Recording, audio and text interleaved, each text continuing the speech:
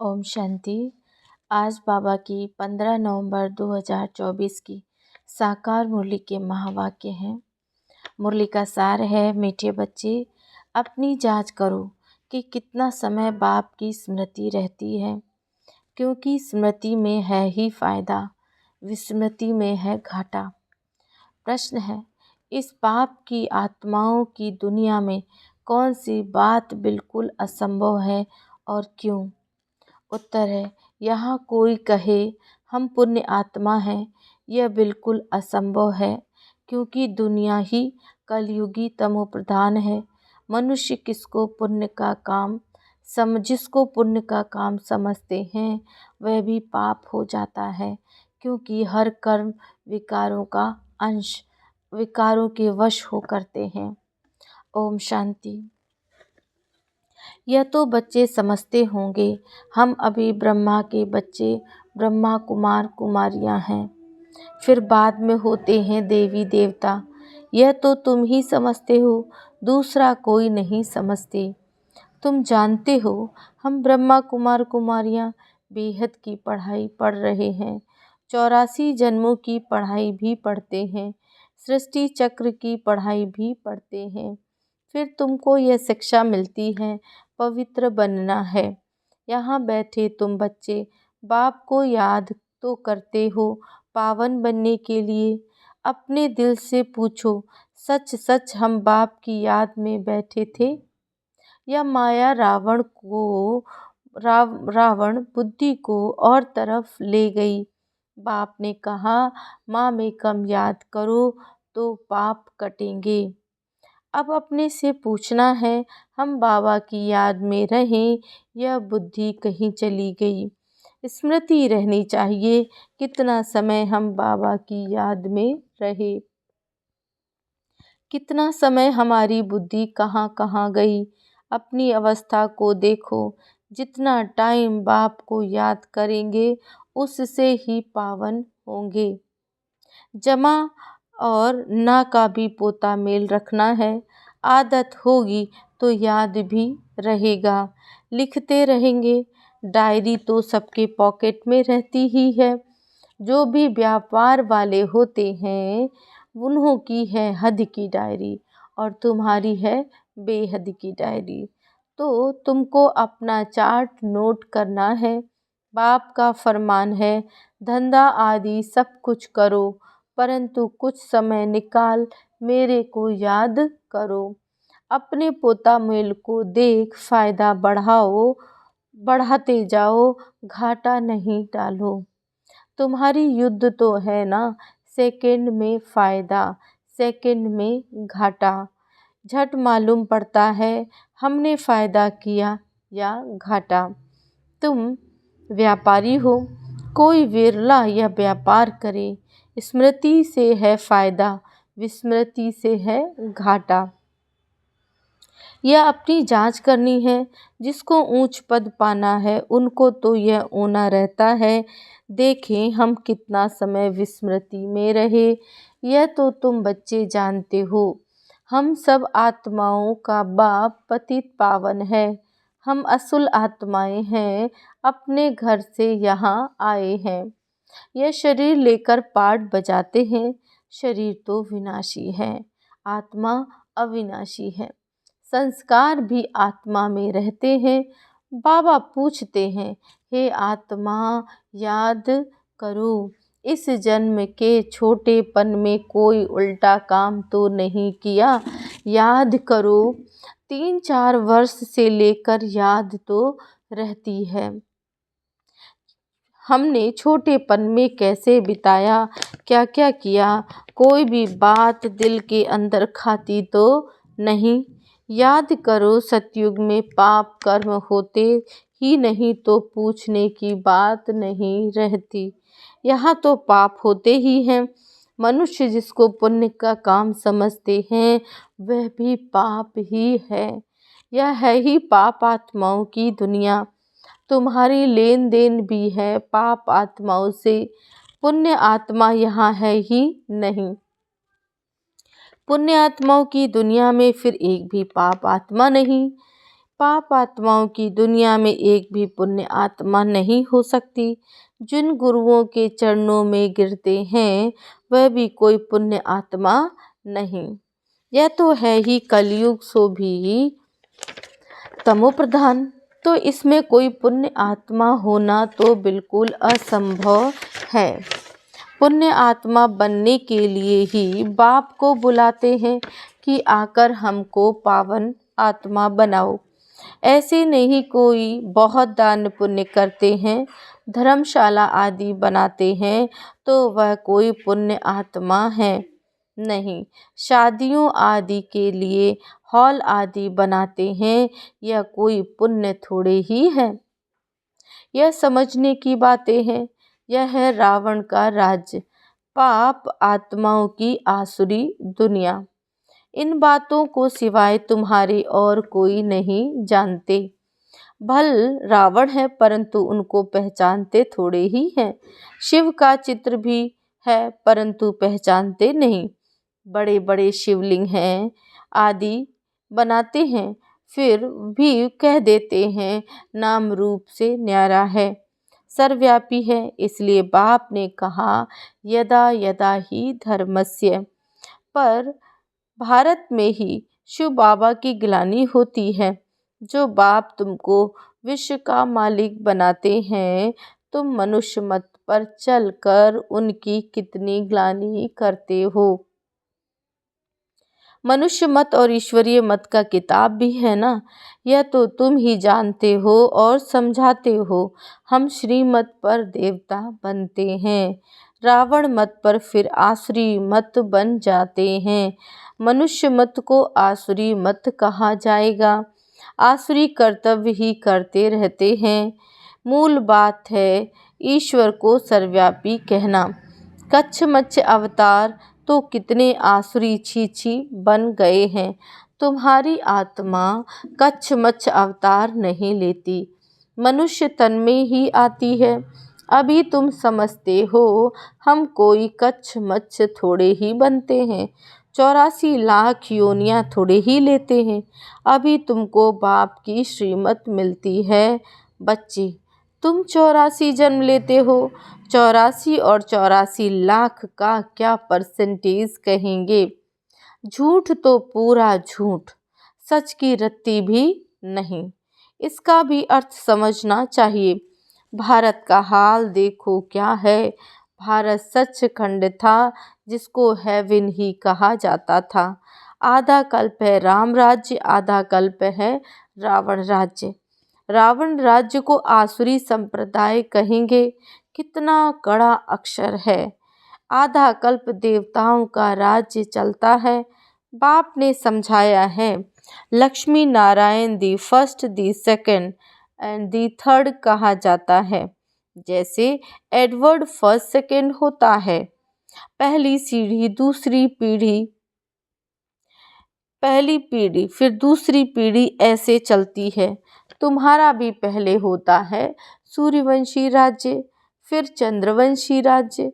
बाप ने आकर ड्रामा का राज अच्छी रीति समझाया है।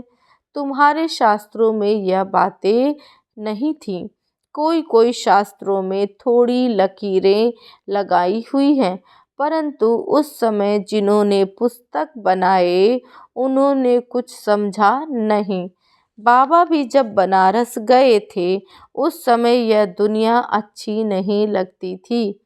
वहाँ सारी दीवारों पर लकीर बैठ लगाते थे। बाप यह सब कराते थे, परंतु हम तो उस समय बच्चे थे ना, पूरा समझ में नहीं आता था। बस कोई है जो हमसे यह कराता है। विनाश देखा तो अंदर में खुशी भी थी। रात को सोते थे तो भी जैसे उड़ते रहते थे, परंतु कुछ समझ में नहीं आता था। ऐसे ऐसे लकीरें खींचते रहते थे। कोई ताकत है जिसने प्रवेश किया। हम वंडर खाते थे। पहले तो धंधा आदि करते थे, फिर क्या हुआ, कोई को देखते थे और झट ध्यान में चले जाते थे। कहता था यह क्या होता है। जिसको देखता हूँ उनकी आंखें बंद हो जाती हैं। पूछते थे क्या देखा तो कहते थे बैकुंठ देखा, कृष्ण देखा। यह भी सब समझने की बातें हुई ना, इसलिए सब कुछ छोड़कर बनारस चले गए समझने के लिए। सारा दिन बैठा रहता था, पेंसिल और दीवार, और कोई धंधा नहीं। बेबी थे ना, तो ऐसे ऐसे जब देखा तो समझा अब यह सब कुछ करना ही है, करना नहीं है, धंधा आदि छोड़ना पड़ेगा। खुशी थी, यह गदाई छोड़नी है। रावण राज्य है ना, रावण पर गधे का शीश दिखाते हैं ना, तो ख्याल हुआ यह राजाई नहीं गदाई है। गधा घड़ी घड़ी मिट्टी में लथेड़ कर धोबी के कपड़े सब खराब कर देता है। बाप भी कहते हैं तुम क्या थे, अब तुम्हारी क्या अवस्था हो गई। यह बाप ही बैठ समझाते हैं, यह दादा भी समझाते हैं, दोनों का चलता रहता है। ज्ञान में जो अच्छी रीति समझाते हैं वह तीखे जाते हैं। नंबरवार तो है ना, तुम बच्चे भी समझाते हो, यह राजधानी स्थापन हो रही है, जरूर नंबरवार पद पाएंगे। आत्मा ही अपना पार्ट कल्प कल्प बजाती है, सब एक समान ज्ञान नहीं उठाएंगे, यह स्थापना ही वंडरफुल है। दूसरे को स्थापना का ज्ञान थोड़े ही देते हैं। समझो सिख धर्म की स्थापना हुई, शुद्ध आत्मा ने प्रवेश किया, कुछ समय के बाद सिख धर्म की स्थापना हुई। उन्हों का हेड कौन? गुरु नानक। उसने आकर जप साहिब बनाया। पहले तो नई आत्माएं ही होंगी, क्योंकि पवित्र आत्मा होती है, पवित्र को महान आत्मा कहते हैं। सुप्रीम तो एक बाप को कहा जाता है, वह भी धर्म स्थापना करते हैं तो महान कहेंगे, परंतु नंबरवार पीछे पीछे आते हैं। 500 वर्ष पहले एक आत्मा आई, आकर सिख धर्म स्थापन किया, उस समय ग्रंथ कहाँ से आएगा? जरूर सुखमणि जप साहिब आदि बाद में बनाए होंगे। क्या शिक्षा देते हैं? उमंग आता है तो बाप की पैठ महिमा करते हैं, बाकी यह पुस्तक आदि तो बाद में बनते हैं। जब बहुत हो पढ़ाने वाला भी चाहिए, सबके शास्त्र पीछे बने होंगे। जब भक्ति मार्ग शुरू हो तब शास्त्र पढ़ें, ज्ञान चाहिए ना, पहले सतो प्रधान होंगे, फिर सतो रजो तमो में आते हैं। जब बहुत वृद्धि हो तब महिमा हो और शास्त्र आदि बने, नहीं तो वृद्धि कौन करे? फॉलोअर्स बने हैं ना, सिख धर्म की आत्माएं आवे जो आकर फॉलो करें, उसमें बहुत टाइम चाहिए। नई आत्मा जो आती है उनको दुख तो हो नहीं सकता, लौ नहीं कहता। आत्मा सतो प्रधान से सतो रजो तमो में आवे तब उसे दुख होता है, लौ भी है, यहाँ है मिक्सअप।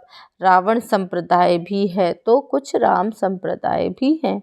अभी तो संपूर्ण कोई बना नहीं है, संपूर्ण बनेंगे तो फिर शरीर ही छोड़ देंगे। कर्मातीत अवस्था वाले को कोई दुख हो ना सके, वह इस छीछी दुनिया में रह नहीं सकते, वह चले जाएंगे, बाकी जो रहेंगे वे कर्मातीत नहीं बने होंगे। सब तो एक साथ कर्मातीत हो नहीं सकते, भल विनाश होता है तो भी कुछ बचेंगे, प्रलय नहीं होती। गाते भी हैं राम गयो रावण गयो, रावण का बहु परिवार, हमारा परिवार तो थोड़ा है, वह कितने ढेर धर्म हैं। वास्तव में सबसे बड़ा हमारा परिवार होना चाहिए, क्योंकि देवी देवता धर्म सबसे पहला है। अभी तो सब मिक्सअप हुए हैं तो क्रिश्चियन बहुत बन गए। जहाँ मनुष्य सुख देखते हैं, पोजीशन देखते हैं, तो उस धर्म के बन जाते हैं। जब जब पोप आता है तो बहुत क्रिश्चियन बनते हैं, फिर वृद्धि भी बहुत होती है।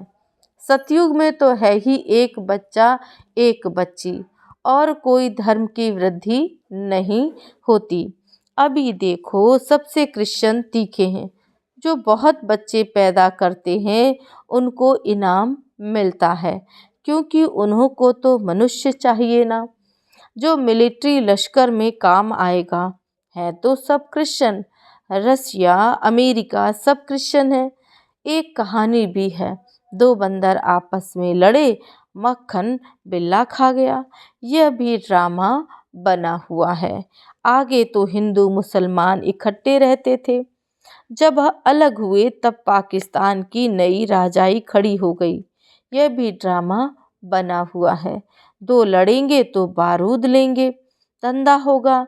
ऊंच ते ऊंच उन्हों का यह धंधा है, परंतु ड्रामा में विजय की भावी तो तुम्हारी है। 100% सर्टेन है, तुम्हें कोई भी जीत नहीं सकते, बाकी सब खत्म हो जाएंगे।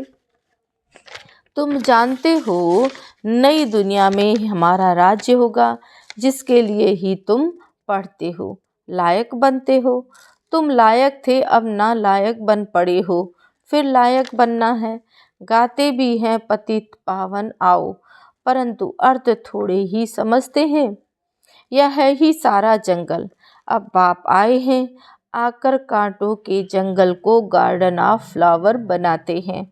वह है डीटी वर्ड और यह है डेविल वर्ड। सारी मनुष्य सृष्टि का राज समझाया है। तुम अभी समझते हो, हम अपने धर्म को भूल धर्म भ्रष्ट हो गए हैं, तो सब विकर्म कर्म विकर्म ही होते हैं।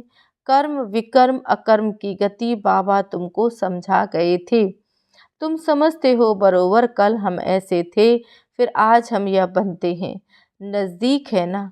बाबा कहते कल तुमको देवता बनाया था, राज्य भाग्य दिया था, फिर सब कहाँ किया। तुमको स्मृति आई है, भक्ति मार्ग में हमने कितना धन गवाया। कल की बात है, बाप तो आकर हथेली पर बहिष्त यानी स्वर्ग देते हैं। यह ज्ञान बुद्धि में रहना चाहिए।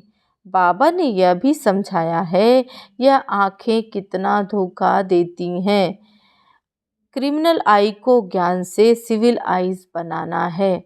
अच्छा, मीठे मीठे सिकिल थे बच्चों प्रति माता पिता बाप दादा का याद प्यार और गुड मॉर्निंग।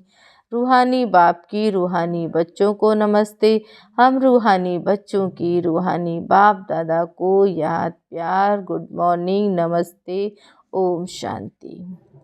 धारणा के लिए मुख्य सार है। पहला पॉइंट, अपनी बेहद की डायरी में चार्ट नोट करना है कि हमने याद में रहकर कितना फ़ायदा किया, घाटा तो नहीं पड़ा। याद के समय बुद्धि कहाँ कहाँ गई। दूसरा, इस जन्म में छोटेपन से हमसे कौन कौन से उल्टे कर्म अथवा पाप हुए हैं, वह नोट करना है। जिस बात में दिल खाती है उसे बाप को सुनाकर हल्का हो जाना है। अब कोई भी पाप का काम नहीं करना है। वरदान, कर्म बंधन को सेवा के बंधन में परिवर्तन कर सर्व से न्यारे और परमात्म प्यारे भव। परमात्म प्यार ब्राह्मण जीवन का आधार है, लेकिन वह तब मिलेगा जब न्यारे होंगे। अगर प्रवृत्ति में रहते हो तो सेवा के लिए रहते हो। कभी यह भी नहीं समझो कि हिसाब किताब है, कर्म बंधन है, लेकिन सेवा है। सेवा के बंधन में बंधने से कर्म बंधन खत्म हो जाएगा। सेवा भाव नहीं तो कर्म बंधन खींचता है। जहाँ कर्म बंधन है वहाँ दुख की लहर है। सेवा के बंधन में खुशी है। इसलिए कर्म बंधन को सेवा के बंधन में परिवर्तन कर न्यारे प्यारे रहो तो परमात्म प्यारे बन जाएंगे। स्लोगन है, श्रेष्ठ आत्मा वह है जो स्वस्थिति द्वारा हर परिस्थिति को पार कर ले। ओम शांति।